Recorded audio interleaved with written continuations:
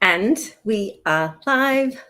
Hi, everyone on LinkedIn, Facebook, and YouTube. Welcome to Career Stories with me, 𝗪𝗪𝗁 and Saddam Ahmed, who I'm going to be introducing shortly. So for those of you that don't know me, I'm the founder of 𝗪𝗏𝗁. I help people at a stage where they want to move up in their career and they need a strategy and a career roadmap to get there. I also empower people with the right tools to make that happen. And in addition to this, I help businesses attract, recruit, and retain talent effectively. But today, it's about Jobs for Humanity. I've inspired by helping those that are underrepresented. And with Jobs for Humanity, that's exactly what we do. So heading up the Australia division, it's a global movement that we have all about helping those who come from specific backgrounds find meaningful work. Our Northern Star is actually based on the agreement in 2015 where world leaders created 17 sustainable development goals with a promise to revisit progress in 2030. Our goal is to become a leading contributor to this for quality, inclusive, and sustainable work for all.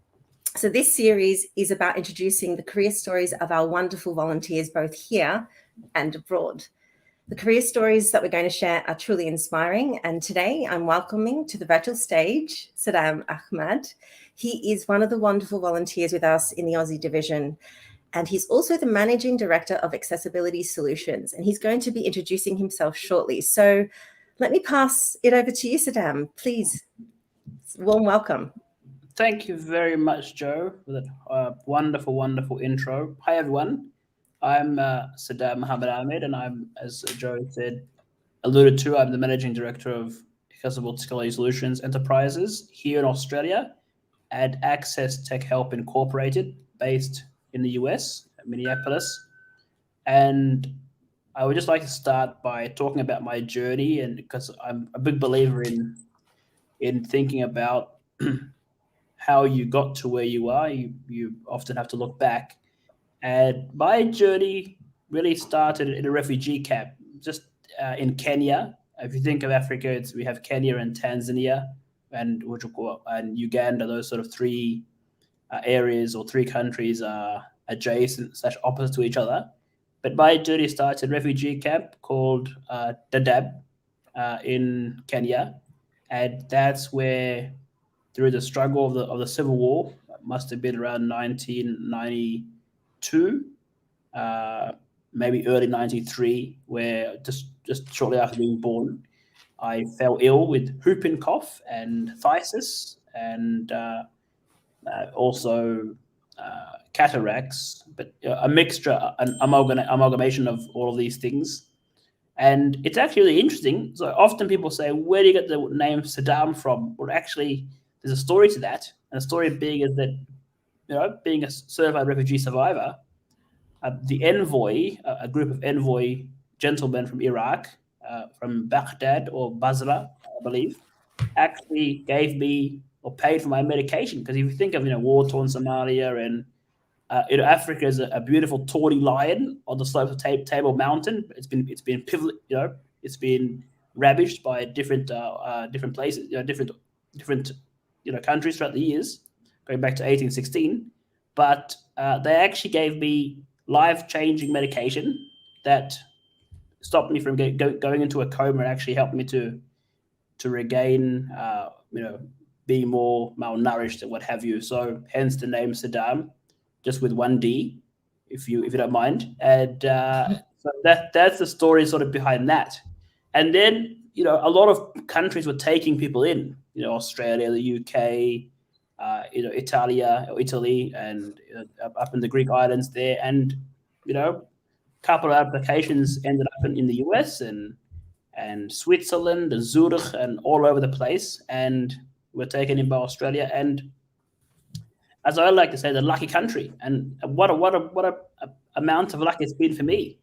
Coming to this country way back a long time ago, in a place called Braybrook, and it's a suburb, a locality here called Braybrook, and then moving to Carlton in early '96, where I did my primary school education by also going to a place called RVIB, Royal Institute of Blind People, and then really flourishing in mainstream education, mainstream high school. and then when it was time for further education, off to 𝗂𝗏𝗄 University for international trade and logistics and product marketing and 1 semester of IT. So it's really been a rags to riches story, but it hasn't been without its tragedy, and one of that is just the employment conundrum, which is why I feel very humble to be with JFH, or to be volunteering with you guys, because the bedrock is to find employment. But everyone says, "Oh, get a job or do this." A lot of people say a lot of things, but they seldom put their words into action. A great man said, "A little less conversation, more action." And so, what's actually really quite astonishing to me is that we have an unemployment rate of 70% or 40%, whatever the number is. It's quite high. It's probably 10 times the amount of 10%, and so, or 4 times the amount rather. So it's been like that for 16 years, as far as my recollection goes back, and my memory goes back sometimes too far for me. And so we've got this idea, but I think the new wave of innovators, as I call JFH, I think will change the game, because the old-fashioned way of looking for work isn't working. So that's sort of a long-winded introduction, if you will. No, it's not long-winded at all. Just one moment, Saddam. I think, you've just shared your story, but we're having challenges with the LinkedIn at the moment. So what I'm going to do is pause it for a second, and we will revisit. Just one moment. Very good. This is what happens when we're live. And what you've just shared is truly an inspiring story. And it's only like a snippet of what you've shared, with the adversities and the challenges that you faced. And now we're facing a little bit of a challenge with LinkedIn. So just give me a second. LinkedIn. Sorry, viewers, we're pausing for a second. Background music would be great right now. All right, so. Okay. Let's see. We may have to start again. Okay, we'll start again. What did it do? What happened? Yeah, for some reason, LinkedIn is just not working at the moment. We've got it live streaming across YouTube and Facebook, and that seems to be going okay. So hello for anyone that's joined us there. But for LinkedIn, for some reason, yeah, let me see. It's got it when I've gone to LinkedIn, and let me see what's happening. Thanks for being patient. This has never happened before. Well, actually, it's happened once before, and I did a LinkedIn Live with 𝗵𝗵𝗁 at the time, and it wasn't even streamed at all. So we don't want the same challenge to happen today. If we need to revisit it, then we will, but let me see if I can fix it in the meantime. Okay. 2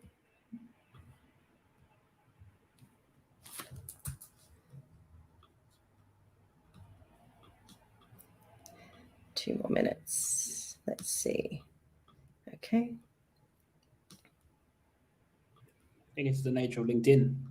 I know, it doesn't seem to like it. It wants me to actually delete it on LinkedIn and re-add it, which is silly. No, LinkedIn not in, it's out. Yeah, I think it is out. Well, you know what? Sorry, okay. LinkedIn, we're going to continue on with our Facebook Live and our YouTube Live. So let's carry on. Let's do that. Yes. Just one moment. We're going to get back on track. Yeah, back to me.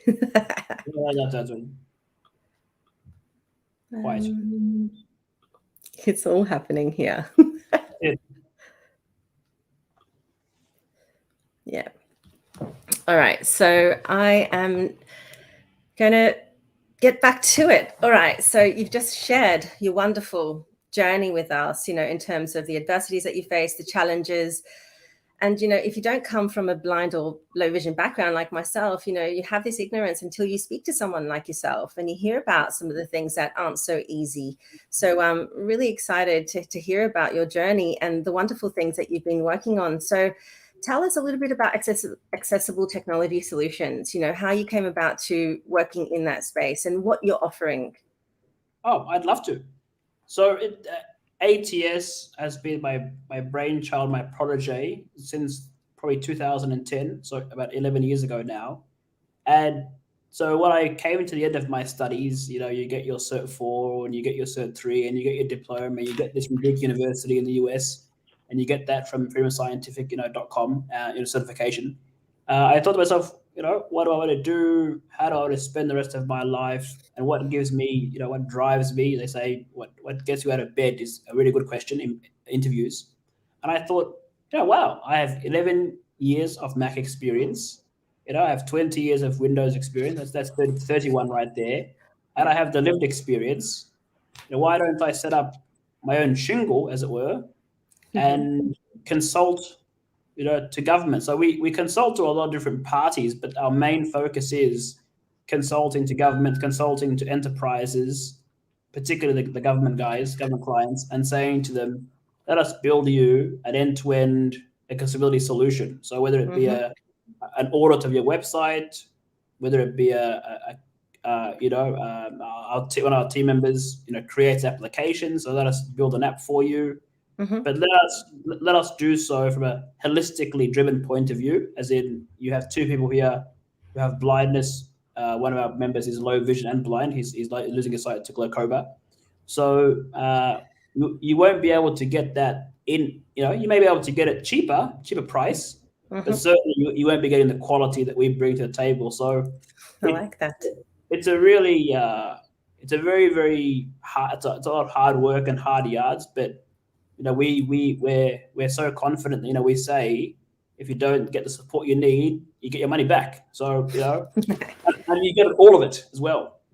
Not a quarter or not a deposit. So it's striking out and saying to because digital access is very important. That I always said as a quality assurance engineer, accessibility and usability are not the same. They're two different beasts. And so often we put through things through a code checker, WCAG guidelines, tick this, tick that box, your standard basic heading structure, what have you. But if that product is being used by 3.5 million hits, one of my clients or potential clients gets that much, 3.5 million hits a day, it'll often fall over. It'll crash. It'll things will not respond. And then when you throw in the range of disabilities, so I'm actually slightly dyslexic, although you wouldn't know it, and blind, then you're going into uncharted territory, and they've only coded for a blind person or a low vision person. So that's what we do, and we're just getting started, because Australia is quite a relatively small country, island, compared to the US. So we have a lot of untapped potential there. That we're going to tap, and New Zealand is a market that we're eyeing as well. So it has been a lot of hard work, but it's really work that doesn't feel like, it doesn't feel like a day in the office. It just feels like, this is my calling, which it has been to be able to find it. Wonderful. Thank you for sharing what you're doing and your mission behind that. Now, alongside being an entrepreneur and running this business, a global business, you've just secured a role alongside this. So tell us a little bit about what you're doing there and how you came about to finding that opportunity. Oh, absolutely. So I'm a quality assurance engineer, once again, at 𝗵𝗿𝗀𝗄𝑐𝑜𝑚.au. And so 𝗵𝗿𝗀𝗄𝑐𝑜𝑚.au, we are a digitally, holistically driven product CMS, or content management system, which then connects support workers with clients who are PWD or have a disability, and we do it by leveraging very fast, agile technical methodologies. And so my job there, or here rather, is at the company is to look after all of our accessibility products, whether it be web, mobile, text-to-speech systems, artificial intelligence devices, or products that are on the software side of things, is to make sure that all of those products not only accessible, but meet or exceed WCAG guidelines. And I do that from home. And how I got the role was really interesting. One of my colleagues who I work with, who was an outstanding colleague and just a beautiful person, I connected with her I think they were doing a research study because Mabel's, we're very good at research and we understand this market more than most. And I thought to myself one day, why don't I just bang out an email to her and say, look, here's a video recording. The app needs a bit of work here and there. And so I've actually been with Mayble since March of this year, but I used my own business as the catalyst to get things started, and to say, look, here I am, and sort of be a contractor basically, and then go into the back, I went into the back door, if you will. And that's how you found the opportunity. Thank you. Thank you for explaining what you're doing there as well. So you're doing multiple things at the moment, but you're also working with us as a volunteer with Jobs for Humanity. So what inspired you to join? Sorry, what was that? I said, I don't mind no good. Yes, this is true. Very true. So yeah, what inspired you to join Jobs for Humanity? What's your mission? You've just explained what you're doing with accessibility solutions. You've also, spoken about what you're doing with Marble on a part-time basis, but you're also wanting to make some changes through Jobs for Humanity. And I guess that's because of the adversities and the challenges that you face when you're looking for employment yourself. But over to you. Tell us, what's your mission?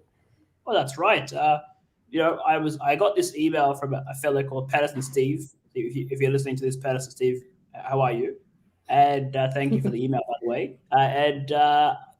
It really came to light when because when you look for work as a person with a disability, you're often sent to a DES provider, and this is sort of and DES providers are a pretty awful places, and good people but awful places. And that was sort of my experience of just getting high rate of interviews, but not actually not being able to, not through not having the skill set, but because the system is fundamentally broken. Because all the DES providers are interested in is pushing Service Australia is pushing KPIs, then they push KPIs, then they thrust the stress upon you, and so one year it nearly killed me because it was very stressful, and you're not getting a lot of investment back on your return. Which we talk about in product marketing, we want back some return investment that is then that'll generate long-term success, but he just wasn't getting anywhere. And I thought to myself, there must be a better way. And I thought, I went home one day I think it was 2016, so around about 24 roughly. And I thought to myself, I'm waking up on my birthday, I'm not going through this again. So ever since then, I've been looking for my own roles, and I've landed RMIT University, other places, but they're always very short, sharp roles. And then what I thought to myself, just get this business off the ground, get your ABN. And so 16, when I did that and got the ABN and got the ball rolling, my whole mindset changed, because all of a sudden, it really is very strange, isn't it? What goes around comes around, Joe, because some people have come to me for an interview. And so not long ago, I was the one being interviewed. Now I'm the interviewee. So yes, true. When you apply a different philosophy to life about this work, and you don't go through the traditional ways, and you don't conform to what society thinks that you should do, I've always taken the path less trodden, sometimes very treacherous, with thorns and wild beasts around. So I think that really helped me to overcome a lot of challenges, particularly in this space, and just keeping a lot of contacts. At one stage I had 2,000 contacts on my phone. So it's being able to find the right number and the right name, and a lot of it really is pulling within you, and sometimes having to swallow ashes and brimstone, because the alternative doesn't bear thinking about. Not for me anyway, because my mother worked since she was 10 and had her first child at 14. So wow. When we have that kind of mentality, it's very hard, I think, for other people who have not. I know Roy is from Lebanon, our leader, what have you. So when people have come from adversity, they see triumph in a different way, and it's almost success, death before dishonor kind of thing. So that's how we approach life. And so having that, my father being dying of the war as a general, that's really instilled in me a soldier-like mentality. So there you go. Wow.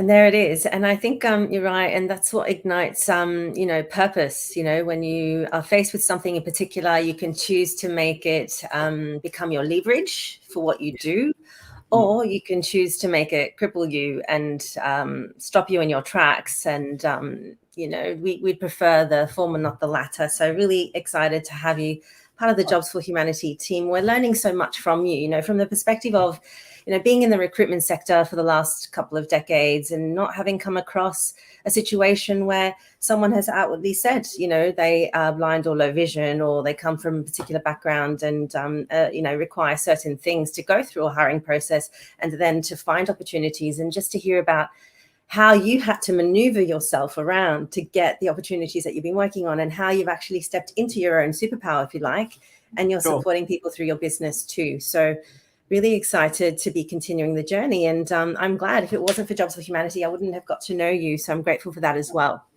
Thank you very much. Thank you. Now, speaking of your career achievements, I just wanted to identify what you consider to be your greatest achievement so far. Well, definitely, there's been a fair few. Working at RMIT University was really an honor. And if it hadn't been for COVID, I still would have been there. I still love the place to death. All the teachers and all the students and the alumni every day. But I think the biggest thing for me is securing the role that I'm in now. It fits all the boxes that I've been wanting to tick for a long time. It's a work from home role with the occasional outward bound journey. It's heavily technology based. It's a place where extreme discipline is required, because no one's there to assist you when things get tough to sort of digitally or whatever. Mentally, for sure, we have psychologists on call, but it's just a place where a lot of self-direction is required, and it's a place where creativity is rewarded, and it's very fast-paced. Sometimes we have 4 meetings, we have 5 meetings, but it's a place where you're expected to step up and deliver excellence every single day. But then when the rewards come through, we celebrate together like a team should. So it's a really nurturing environment as well. And it's a place that looks at disability in a very different manner. We have engineers all over the place, from India to here. So again, that sort of cross-cultural. We have a fellow from Cameroon who works on Salesforce. So that sort of camaraderie. We call it the 𝗵𝗿𝗱. So to be first a customer of 𝗵𝗿, which I already love them, 9 to 8 already, but then now to be within the fold, just the way you're welcomed and looked after by your brothers and sisters. Because some of these guys are like my sisters, like blood relatives to me, but they're not. And so I think that's very rare to find these days. Because a lot of places, particularly the bigger places, we're pretty big because we have multiple locations here and overseas. Sometimes the problem is, often people say, "Oh, I'd love to work for the NDIS." Well, you wouldn't, because being in a government is sometimes in places you're treated like a number. It's really important to find a place where you're valued. Not only you're valued, but your value is adding value to other people that you haven't met before or you've never met in your life. That's right. That's wonderful. I mean, if you think about it, every one of us wants to have an impact and leave a legacy of some kind, whatever we're choosing to do through our work vocation, which is why I feel it's so important, and why I've taken up coaching, and I'm running a business dedicated to helping people identify what it is that they want to do and how to get there. And with Jobs for Humanity, it's broadening that out to help those from underrepresented backgrounds, not just the blind and low vision, but the refugees, which you also classify yourself as well. That's how you came into Australia. But, for single moms and for Indigenous leaders, check out jobsforhumanity.com, by the way. So let me move on to the next question. So the next question I wanted to ask you was, when you're reflecting on your life and your career, who do you think back at and go, wow, that person was there to support me, and without them, I probably wouldn't be where I am today? You might have multiple people, or you might have one person in particular. Is there anyone that you had in terms of support, or a coach or a mentor? Well, there were definitely 2 people that spring to mind. Is definitely my mother, number one. My mother's really put in the hard yards for all our siblings, but particularly me, from walking thousands of kilometers when she was with child, to being a pioneer and bringing I and her here, and then bringing my siblings in '99, and then after that it would be because her contribution to my life has been immeasurable, and I often the fear that sometimes I have at twilight where it's what if mom's not here, where I would have been, and so my goal is to put her in the penthouse suite and put diamonds around her neck. So and I think that's the right, because it's I've been raised by very strong females. So we were saying before the call, another goal of mine is to my daughters, they'd want for nothing. But the second person is that they had a very very extraordinary lecturer, the late Mr. William James. He's no longer with us, sadly, because he lost his battle to cancer. May he rest in peace. But he was a very very looked at life in a very very holistic manner. He went had a very very full life. Went to about 40 or 50 countries in his time, and went to school a bit later as a mature student. Got his MBA at 30 or 40, I believe. He actually volunteered on the Lifeline phone number, what have you. So he always said that it's it comes within you, as in you reach deep within you to pull out. And another fellow who's no longer with us, who unfortunately post high school took his own life as well. And especially the second fellow, he said that should you secure X amount of dollars, by the time you're 30, I'll pay for the mortgage. Wow. So those kind of guys. And the lecturer who always said, who said to me, the reason I'll give you a HD is because all the other guys sleep in class and you're wide awake. Your computer's jabbering away at you. But he understood that. He was the guy that would send you assignments maybe 3 days before, like the Word documents things, and who wouldn't treat you. And you better believe it. When you failed, you got the same dressing down as if you were a sighted person. He didn't care. That you were. There was traffic, and you had to navigate 10 billion crowds and motorbikes and scooters and Uber drivers.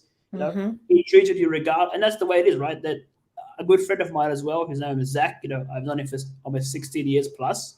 He's the same. He's sighted, but we've always had a terrific banter, and I think that's the goal that we'll achieve, is that the disability will be part of you, the people that treat you. Whether it be a man or woman or a romantic love interest, whatever, depending on, whether you're sighted or blind, doesn't matter. But I guess someone just a human that will treat you with just a courtesy, and doesn't care whether you're blind or black or white or Eurasian or whatever persuasion. And I think that'll take you at face value. And there have been, and of course, I can't go past teachers. Teachers in my younger years really pushed me to strive, whether it be a specialized teacher that teaches Braille, or whether it be a standard English teacher. One of my English teachers in 7th grade, she said, "What do you want to be?" And I remember very clearly, I said, "I want to be a businessman." I was 13 years old.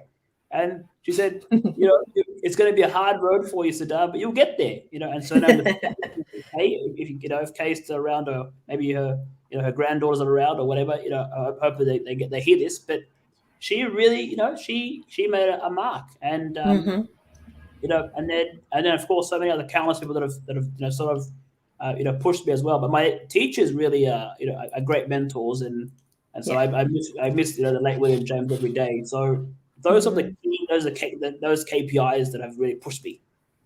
That's wonderful.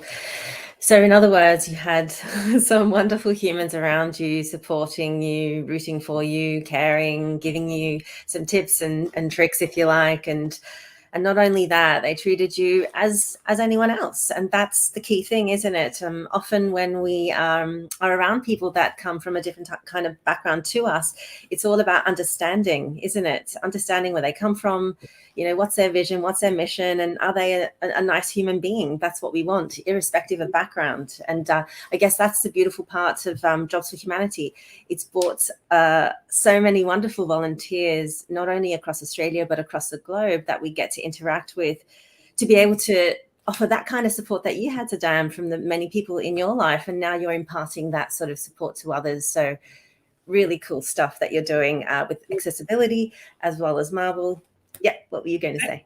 Thank you very much, Joe. And I think you're right. I think definitely the support network is required. But I also say, as counterintuitive as it sounds, people should fail. Because if you look at Michael Jordan, Muhammad Ali, and the Stephen Paul Jobs, and you look at Bill Gates, who dropped out of Harvard, and this Zuckerberg fellow who got Facebook started because a girlfriend broke up with him. They all failed miserably. Some of them multiple times. So I think for any person with a disability, and my mother's always drilled it into me like a drill sergeant. Yes. You need to fail, and you need to also recognize that from that failure you can rise like a phoenix from the ashes. I often say that my last sort of maybe 7 years, I had faded into blackness. So I was so blacked out, the pit of hounds. So I think it's really important that there's no mollycoddling going on.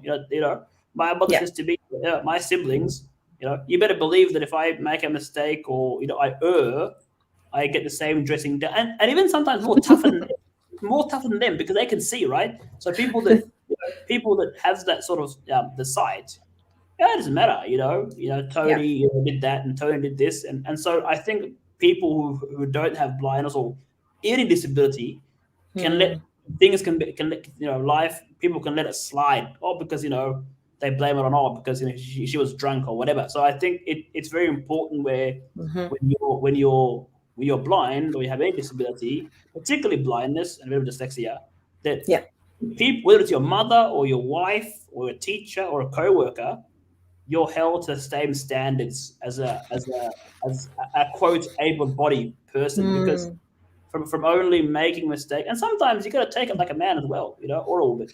When you make a mistake or when something goes wrong, because inevitably there'll be calamity, right? So you don't want to think about someone passing away. We don't want to think about losing a job. I've experienced voluntary redundancy. We don't want that, any of those things. But you don't want to think about your balloon and credit card debt.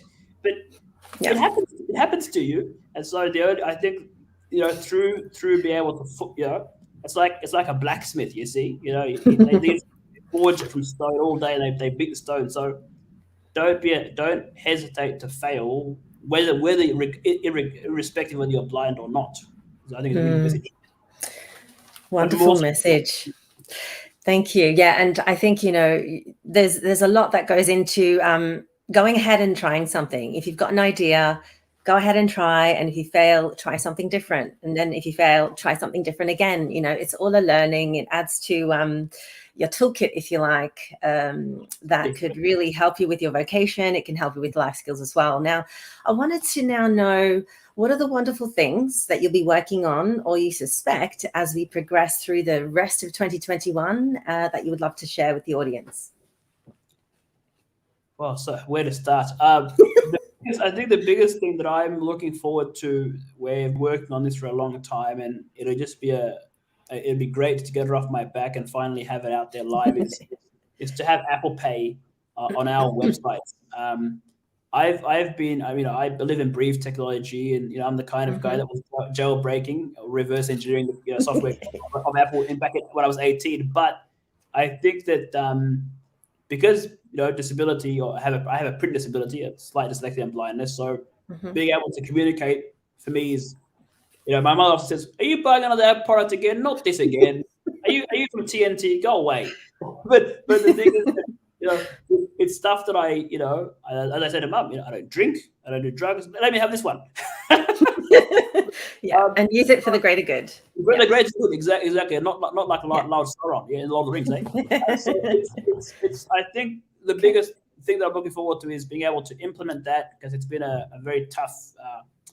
It's been quite intricate and complicated, but being able to get our customers to pay us through Apple Pay, given the proliferation of Apple devices, if we can get this in the bag by the end of this year, that'll be a huge growth. And just watching it all develop, watching the linkage, and being able to travel overseas as well to make those. Because sometimes, you speak to these people for so long, like a good friend of mine that I'm fond of up in Texas and stuff. But, it'd be good to sort of just put a name to the face, as it were. So I'm really looking forward to all the stuff that I've cultivated online, all the professional contacts, just being able to put that into motion, and of course writing tenders to Qantas and a lot of stuff we have in the pipeline. But the biggest thing I think is the Apple Pay.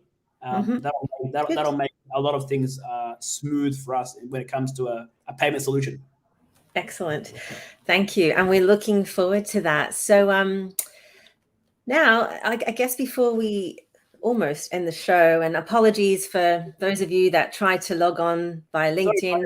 We've been streaming this on Facebook and YouTube, so hopefully I'll be able to share the link afterwards. But any last comments or advice to the viewers, the listeners out there?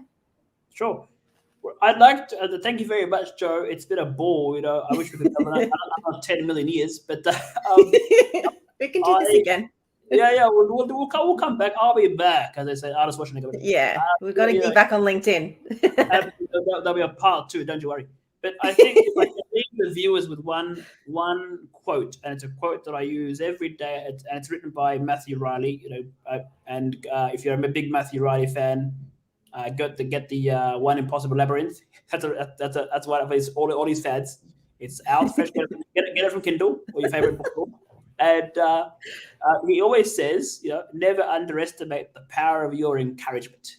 Because he self-published his first book at the age of 19. Now 47, and now he's a 8.9 million books in. So whether the person's blind or whether someone's going through a relationship breakup or whatever the case may be, you will never know how far your encouragement goes or has gone as well. Yeah, that's wonderful. So you don't know how much you're impacting those around you by what you share, and in a supportive way, of course. You don't know who you're encouraging to do that next great thing. That's a wonderful thing to leave the audience with. Thank you. It's wonderful to have had you with us today. I'm excited about what you're going to be doing, not just with your own stuff and the Apple Pay thing that you're referring to, but also with Jobs for Humanity and what we're doing here. So audience, please feel free to follow Saddam on LinkedIn, as well as follow Jobs for Humanity, as well as Jobs for Humanity Australia. To find out how you can get involved, go ahead and go to the website, which is www.jobsforhumanity.com. You would see the banner across the bottom. If you come from a blind or low vision background, you can apply for opportunities via that link that you see there. We also have job sites for each of the initiatives. We've launched most of them. We've got refugees, we've got neurodivergent, we've got for the blind, and we've just launched the returning citizens. We still need to do single mums and Indigenous leaders for Australia and Black leaders across the globe. So please go ahead and reach out to us if you're wanting to find out more. Candidates, you can drop a link. We'll be dropping a link in the comments on Facebook, and I'll do the same on LinkedIn and try and share the video here. But before we sign off, a wonderful, huge thank you for your time, Saddam. Really, it's exciting to have you with us on the mission. So that's it. That's it for today, everybody. Thank you very much, Joe, and thank you, team, and thank you, JFH.